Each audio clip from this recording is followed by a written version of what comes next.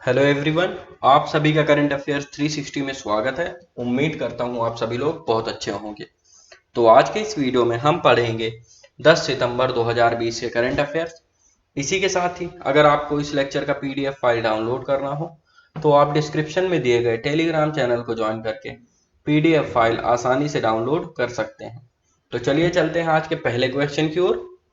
तो पहला क्वेश्चन है, हाल ही में सुप्रीम कोर्ट कानूनी सेवा समिति के अध्यक्ष के रूप में किसे नियुक्त किया गया है? Recently who has been appointed as chairperson of Supreme Court legal services committee? तो हाल ही में जस्टिस रोहिंटन फाली नरीमन जी को सुप्रीम कोर्ट की लीगल सर्विसेज कमेटी के चेयरपर्सन के रूप में चुना गया है और इन्होंने सक्सीड किया है जस्टिस अरुण मिश्रा जी को। तो जस्टिस अरुण मिश्रा जी रिटायर्ड हो गए हैं और इन्हीं की जगह पर अब जस्टिस रोहिंटन फाली नरीमन को सुप्रीम कोर्ट की लीगल सर्विसेज कमेटी के चेयरपर्सन के रूप में चुना गया।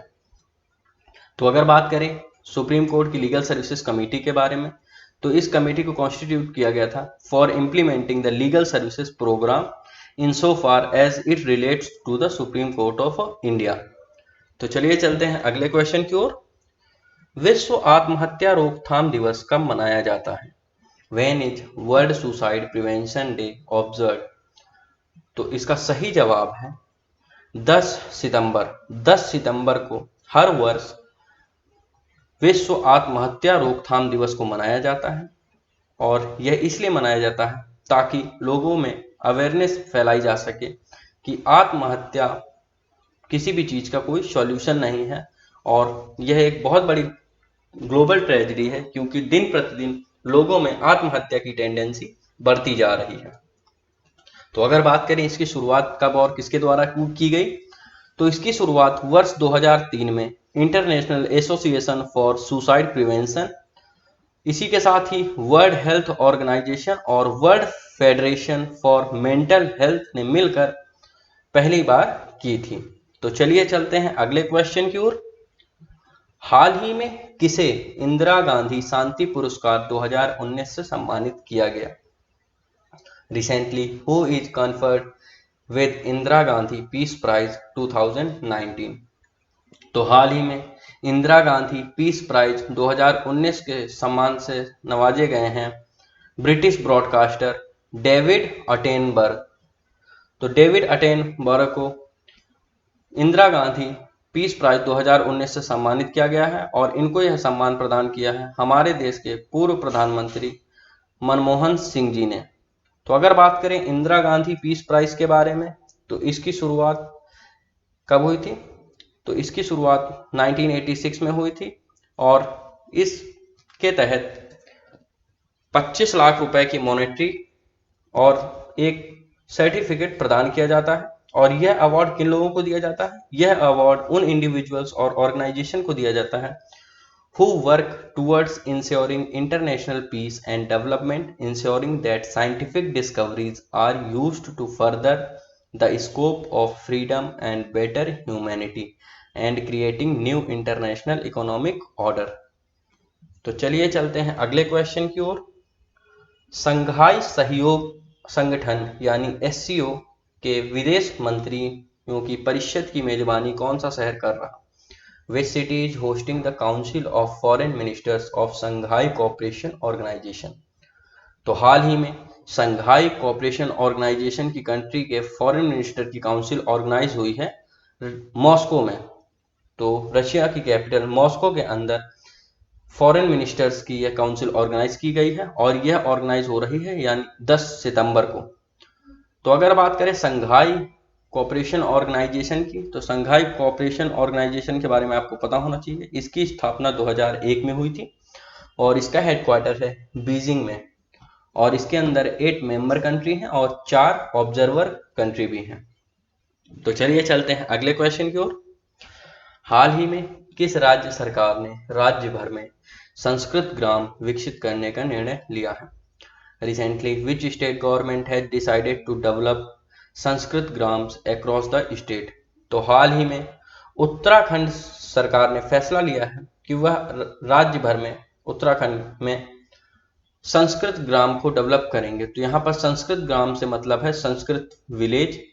तो इस तरह के संस्कृत विलेज को डेवलप करने का उत्तराखंड के अंदर पायलट प्रोजेक्ट चलाया गया था पहले, और यह पायलट प्रोजेक्ट 2 विलेजेस में चलाया गया था और यहाँ पर यह बहुत ही अच्छी तरीके से सक्सेसफुल हुआ है। तो अब यह पूरी तरह से पूरे राज्य में डेवलप किया जाएगा। इस प्रोग्राम के तहत इन संस्कृत विलेजेस में जो हमारी संस्कृत लैंग्वेज है इसको बोलचाल में लाया जाएगा। इसी के साथ मैं बताता हूँ आपको, संस्कृत उत्तराखंड राज्य की सेकेंड ऑफिशियल लैंग्वेज भी है। तो अगर बात करें उत्तराखंड के बारे में, तो उत्तराखंड की 2 कैपिटल है, एक है गैरसैंण, एक है देहरादून। गैरसैंण समर कैपिटल है और देहरादून विंटर। उत्तराखंड की गवर्नर है बेबी रानी मौर्य और उत्तराखंड के सीएम है त्रिवेंद्र सिंह रावत। उत्तराखंड के अंदर लोकसभा की 5 सीटें हैं और राज्यसभा की 3। तो चलिए चलते हैं अगले क्वेश्चन की ओर। हाल ही में किस बैंक को विश्व का सर्वश्रेष्ठ बैंक चुना गया है?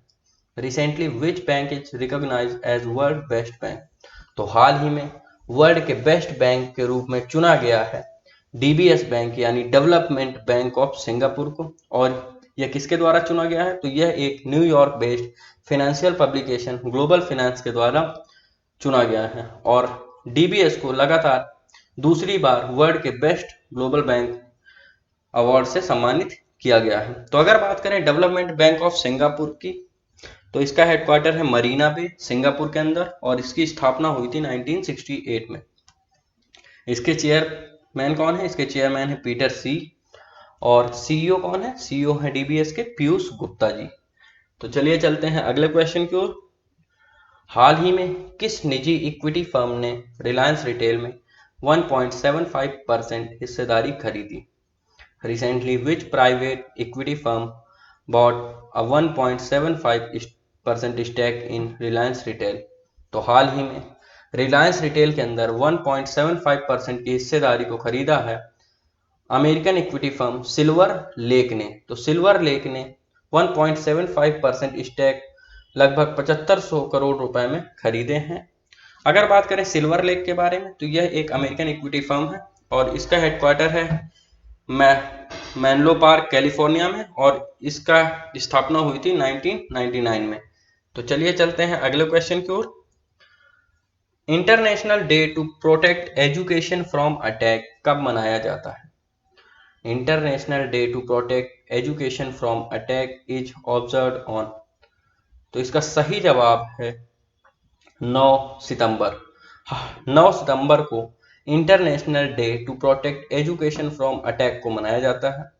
इस डे को इसलिए मनाया जाता है ताकि लोगों में जागरूकता फैलाई जा सके कि एजुकेशन और एजुकेशनल इंस्टीट्यूट कितने जरूरी हैं और इन पर कोई भी अटैक ना हो सके। इन्हें पूरी तरीके से प्रोटेक्ट किया जाना चाहिए, क्योंकि अगर इन एजुकेशन इंस्टीट्यूट्स और स्टूडेंट्स पर अटैक होगा तो यह सोसाइटी के लिए बहुत ज़्यादा नुकसानदायक होगा।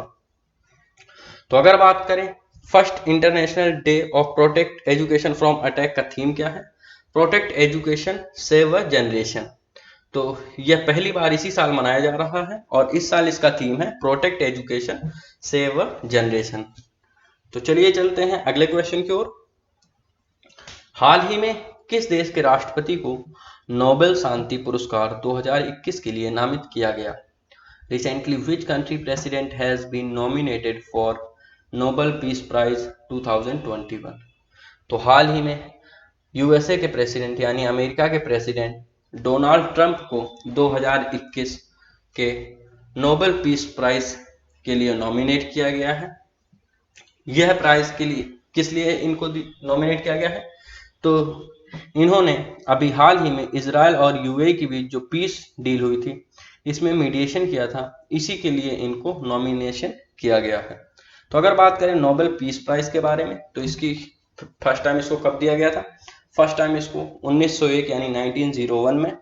और यह कहाँ दिए जाते हैं? तो नोबेल पीस प्राइज नॉर्वे की कैपिटल ओस्लो में दिए जाते हैं। तो चलिए डिस्कस करते हैं कल के पूछे गए क्विज क्वेश्चन को। तो कल मैंने आप लोगों से पूछा था हाल ही में किस देश की सरकार ने उन निर्माताओं को सब्सिडी प्रदान करने का निर्णय लिया है जो उत्पादन इकाई को चीन से हटाकर भारत और बांग्लादेश में शिफ्ट करेंगे।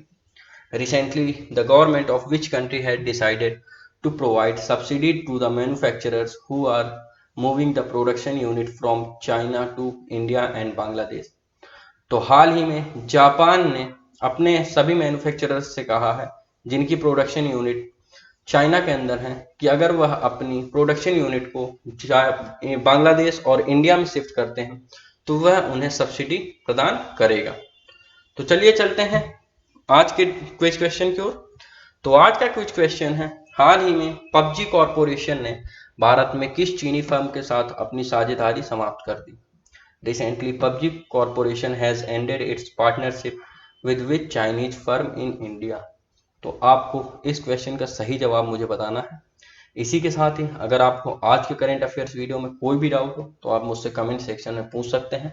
इसी के साथ ही अगर आपको आज का वीडियो पसंद आया हो तो लाइक करें, शेयर करें और चैनल को जरूर सब्सक्राइब करें ताकि आपको रेगुलर करंट अफेयर्स वीडियो आसानी से मिलते रहें। तो चलिए मिलते हैं कल के करंट अफेयर्स वीडियो में, तब तक पढ़ते रहें। थैंक यू, धन्यवाद।